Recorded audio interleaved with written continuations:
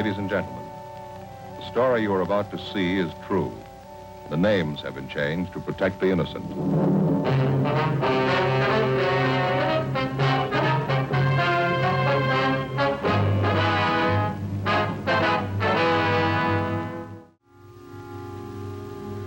This is the city. Los Angeles, California. I work here. I'm a cop. It was Wednesday, October 7th. It was warm in Los Angeles. We were working the night watch out of robbery division. My partner's Frank Smith. The boss is Captain Didion. My name's Friday. 16 people had been robbed, beaten senseless, and then shot. The victims all gave the same description of their assailant. A tall, beautiful woman. We had to stop her.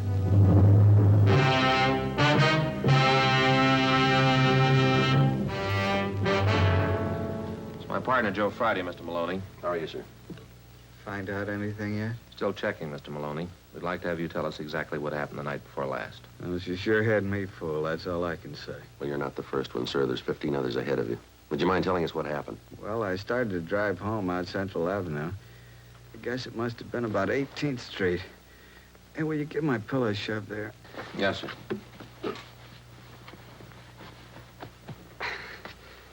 Thanks. Get kind of numb laying here.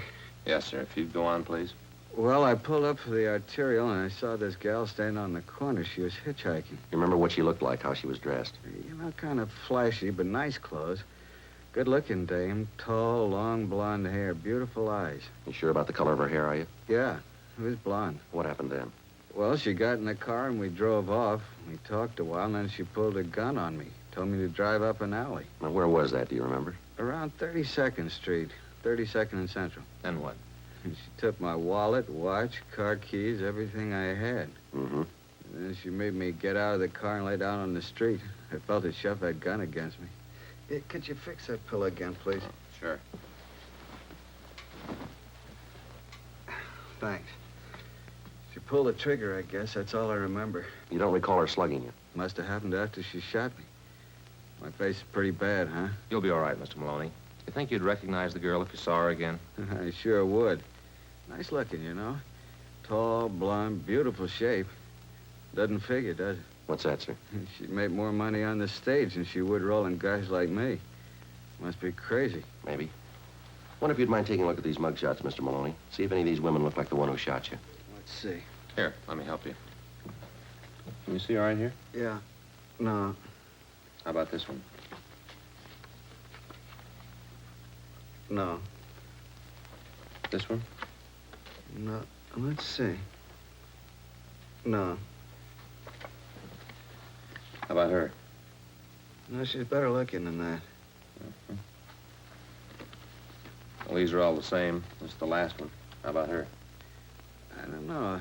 It might be her. The hair was fixed right. Maybe a little more makeup. I'm not sure. All right, Mr. Maloney, thanks very much. We'll be back to see you in a day or two when you're feeling better. Okay. Say, my name won't be in the papers, will it? No, sir, not unless you give it to him. I was just wondering. A wife might not understand. Giving a girl a ride, you know? Yeah, we know. May I have these, please? Sure. Thank you very much. We'll check you later. Okay, officers. Sure hope you get a line on that dame. We'll try. Bye.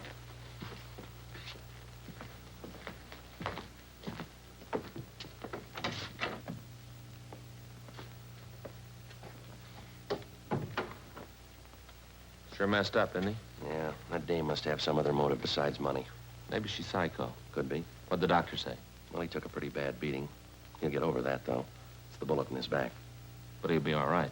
The bullet shattered part of his spinal cord. There was nothing they could do. Yeah? Paraplegia. He'll never walk again.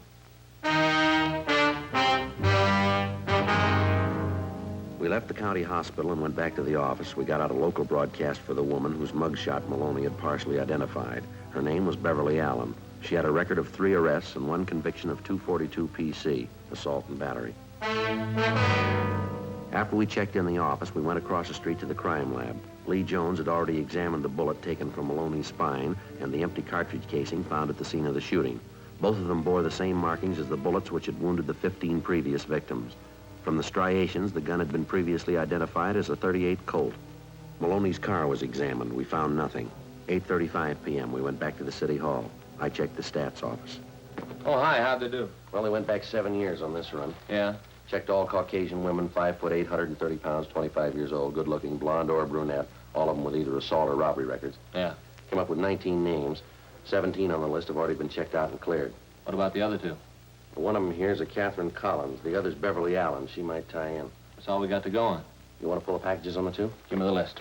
Okay, I'll check, see if we got any calls. Okay, I'll get right on it. All right. Friday out there? Yeah. See you with it? Right, Skipper.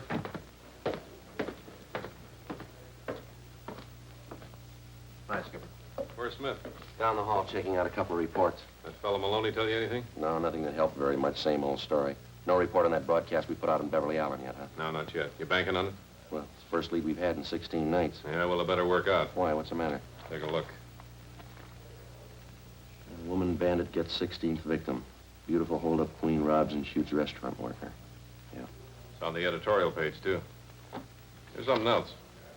What's this? Memo from the chief, letter from the Downtown Citizens Committee, another one here from the Civic Club. They all want answers. Well, we're doing what we can, Skipper. You know, we got 2 other teams of men working. Special squad from Metropolitan Division. They're on it, too. I don't care what you've done. You got to do more. 16 nights, 16 robberies and shootings, 9 victims still in the hospital. When do we blow the whistle on her? Well, we've checked out every possible lead. We got a want out on one suspect. We're checking out another one. You know, we talked to Maloney. Exactly what did he tell you? Well, he gave us a description. It doesn't match the others in one respect. What do you mean? Well, as you know, in 10 of the 16 cases we've had reported, the victims tagged the girl hitchhiker as a blonde, long hair. 4 of them say she was a brunette with short hair. 2 of them tell us the girl had red hair, long. She must be using wigs. It's the way we got it figured anyway. We've checked every place in town where she could have rented or bought them. No leads. What about some of the bigger supply houses out of town? Well, Stewart and Creasy have started in checking them. It'll take a little time. And you got practically nothing on the woman. Same gun, a .38 Colt. Lee Jones examined the bullet they took out of Maloney's spine. How's he doing? Not good. The bullet smashed his spinal cord. His legs are paralyzed. Smith? Hi. What do you got? I pulled the packages on 2 possibles and that woman hold-up thing. No good, Joe. Why not? What about that Allen dame? Jail. Kansas City, been in for a month. What about the other one? Catherine Collins, been in a Seattle hospital for the past 3 months, TB ward. Where's that leave you? Right back where we started. No leads, no suspects. All right, starting tonight, we cover every street and alley in the central area until we get that woman. I'll call Metro, get more men and detective cars from them. Right? Get out more decoy cars. Have the area covered from sundown till sunrise until further notice. Get that woman. Right. Hotshot, 211 and shooting, Gatewood and Cameron. Roll on it. The name on his driver's license said Leslie Haas. We found him 50 feet from the corner of Gatewood Alley and Cameron Street. His face and head bore the marks of a vicious beating. There was a single bullet wound in his left shoulder. He was conscious when we arrived. Frank checked the area for physical evidence. I tried to speak with the victim just before he lapsed into unconsciousness.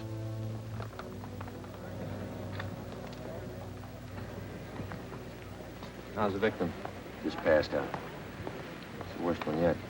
Take a look, Joe. Shell casing. Yeah. 38 caliber.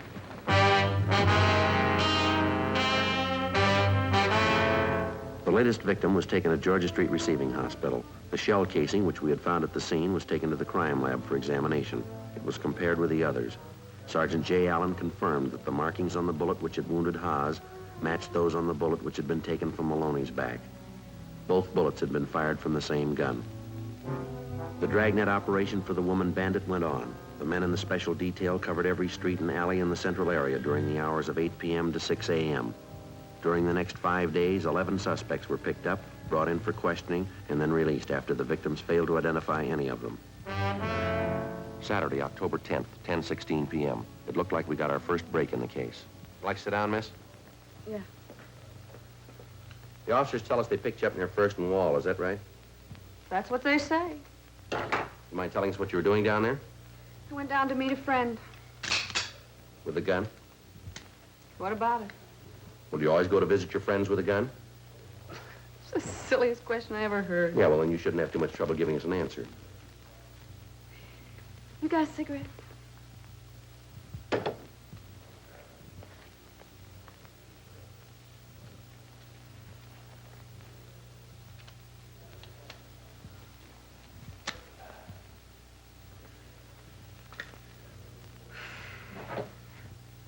How about the gun? Well, I tell you, I've been having a little trouble with my ex-husband lately. I bought the gun for protection. You got a permit for it? No, not yet. I'm going to get one, though. Did you register it? Yeah. Here, with us? Yeah. I'll check it.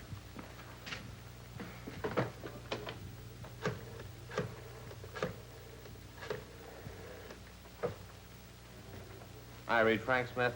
Want to check the gun with you? Colt 38 automatic. 456-292. Oh, -292. Yeah, I'll wait. We see your identification, please. Well, I showed it to the other cops. Isn't that enough? Could we see it?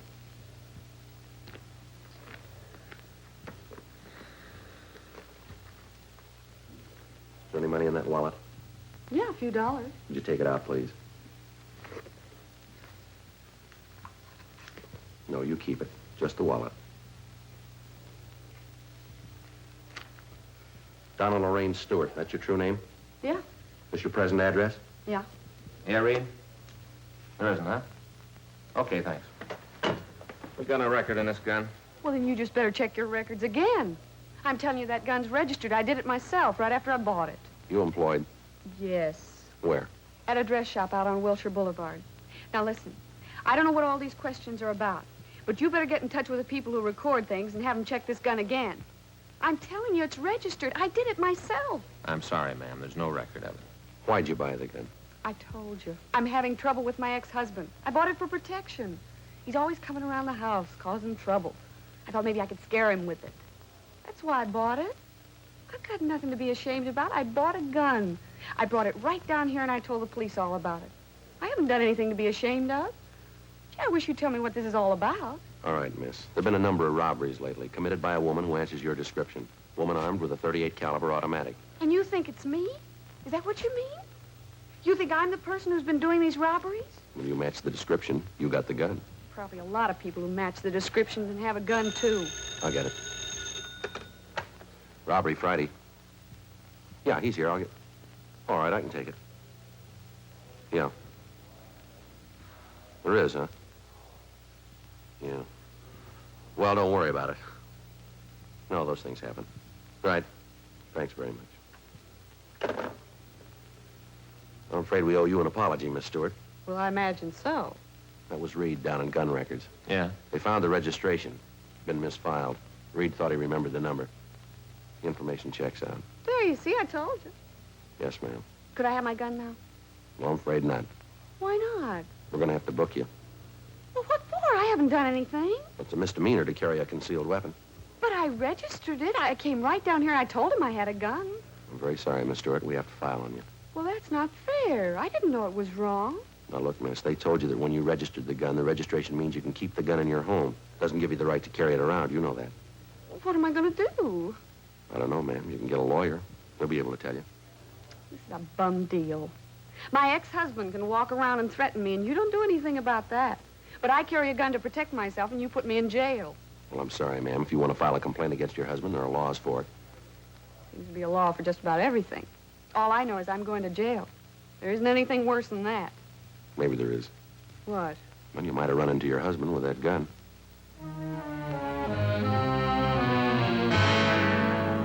Donna Stewart was turned over to the arresting officer and taken to the main jail to be booked on a charge of violation of Section 12025 of the Penal Code.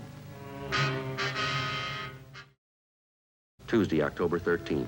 Frank and I checked into the office. You do any good? We got her stopped temporarily. She hasn't pulled a job in almost a week. That doesn't bring us any closer to her. I don't know about you, but it's got me beat. 17 jobs, and we're no closer to her now than we were before. What'd you find? Nothing. The last 4 women we questioned were clear. What about the other men on the case, Skipper? They get anything? Murphy and Rafferty are down at the record bureau. Be in a minute. They've been out talking to some of the victims again. Tough one. How about a composite picture? We got enough to work with? Artist in crime analysis is working up a couple of sketches now.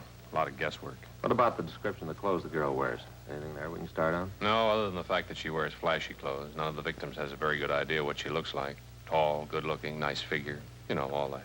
Nothing out of the ordinary. Robbery, Didion. Oh, yeah, Andy. Yeah, when did it happen? Uh-huh. Turn up anything yet? Yes, I have. All right. Dress. Coat. Sweater. Mm-hmm. Yeah, I got that. Could be. We'll check it out. Yeah, thanks for the call. Right, we'll be right over. See you.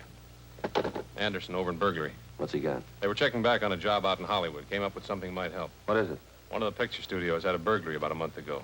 Thief got in the wardrobe department, then went next door into makeup. Yeah? List of the stuff they took. Dress, coat, red sweater, brown skirt. Stole 2 makeup kits, 4 wigs. Andy says they're listed as 2 blondes, 1 redhead, 1 brunette. That might be it. Any leads as to who pulled the jobs? Not yet. Clothes and wigs. Might be what we're after. They came up with a single footprint, size 9. That's a pretty large size for a woman. They're not sure it was a woman. Print was made by a man's shoe. One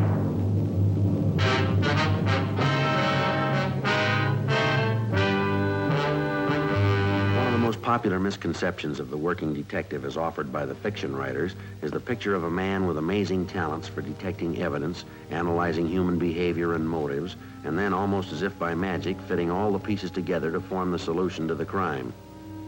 The real-life picture's a little different. The working detective is a job.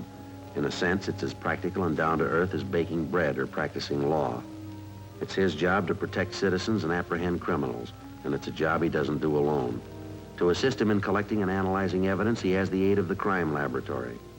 To help him identify oddities in suspects or possible suspects, he has the Record Bureau, latent fingerprints, the statistician's office, the ballistics department, a battery of men and machines to aid him in reaching conclusions based on fact.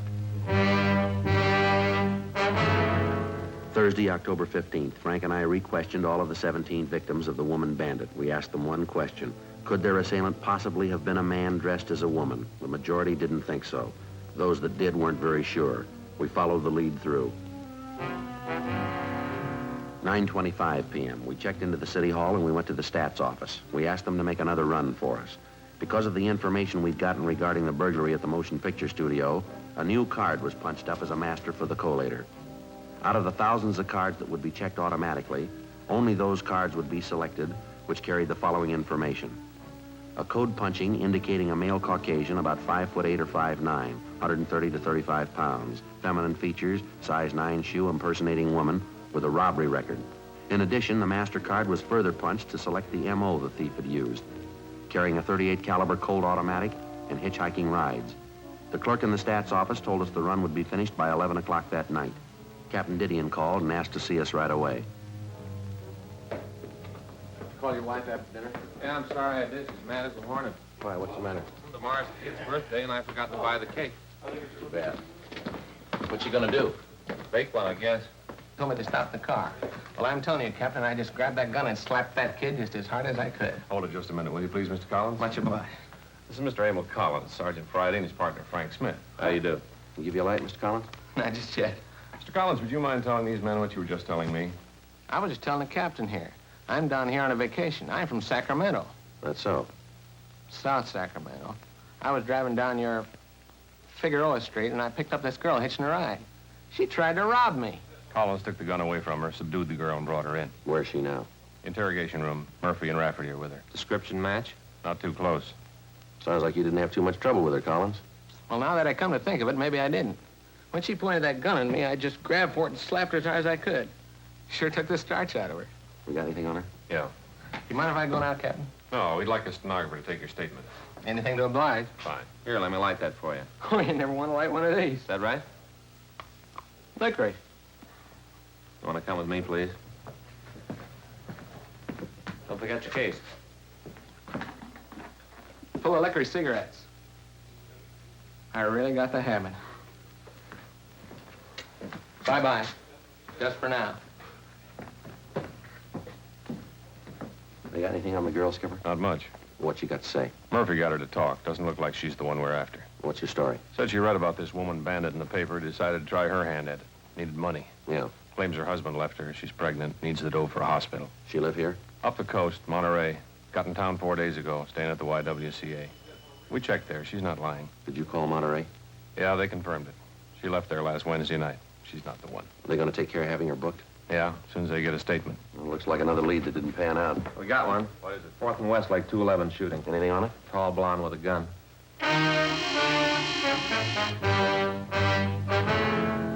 The woman bandit's 18th victim was a truck driver. His name was Harry Reese. His story differed little from that of the first victim.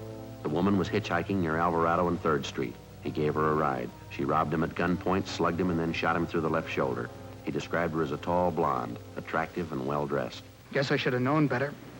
I read about the dame in the newspapers. Are you sure that the person who held you up was a woman? I don't get you. Well, what I mean is you don't think it could have been a man dressed like a woman?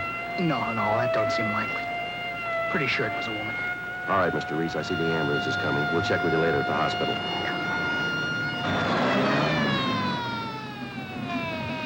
Joe, you got a call on the radio. 4 blocks down on Colfax, a cab driver just dropped off a fare. Yeah? Said she was in a big hurry. What about it? Described her as a tall blonde.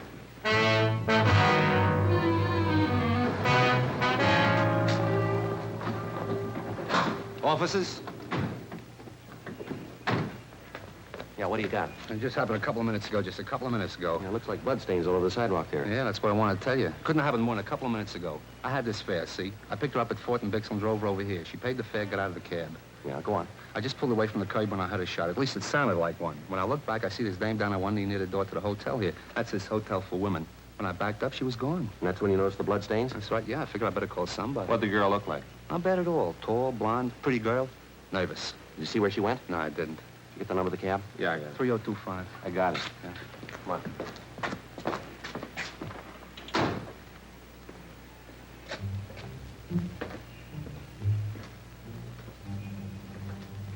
It goes right along here. Looks pretty fresh. Yeah. Watch it.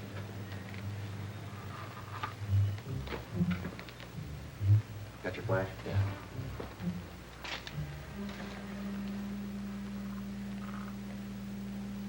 Come on. Yeah. You must have stopped there.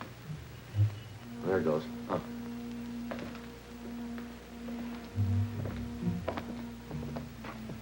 Back entrance to the hotel.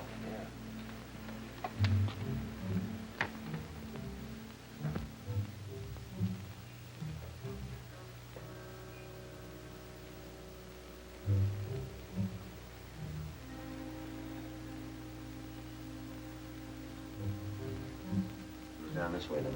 Yeah. Hard to see on this carpet. Yeah.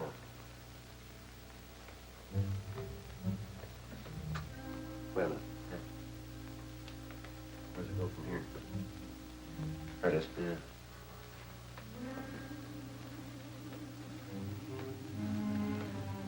Right into that room. Right.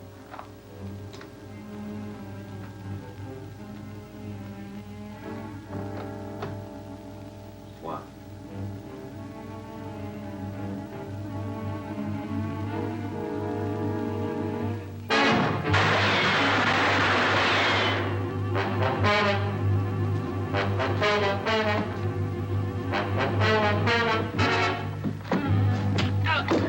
Please help me. My leg. Call an ambulance.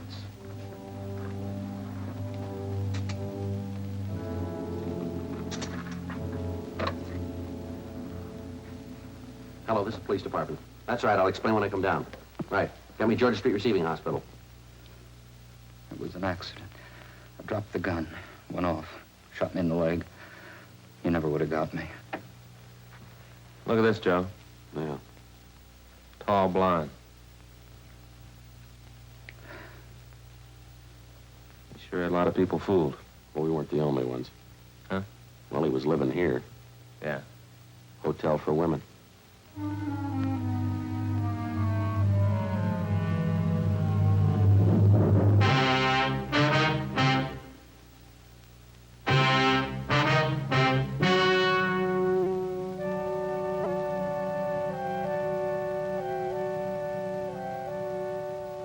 On January 14th, trial was held in Department 89, Superior Court of the State of California, in and for the County of Los Angeles. In a moment, the results of that trial. The suspect was tried and convicted of assault with attempt to commit murder, 9 counts, and robbery in the first degree, 9 counts. Assault with attempt to commit murder is punishable by imprisonment in the state penitentiary for a period of not less than 1, nor more than 14 years. Robbery in the first degree is punishable by imprisonment in the state penitentiary for a period of not less than 5 years.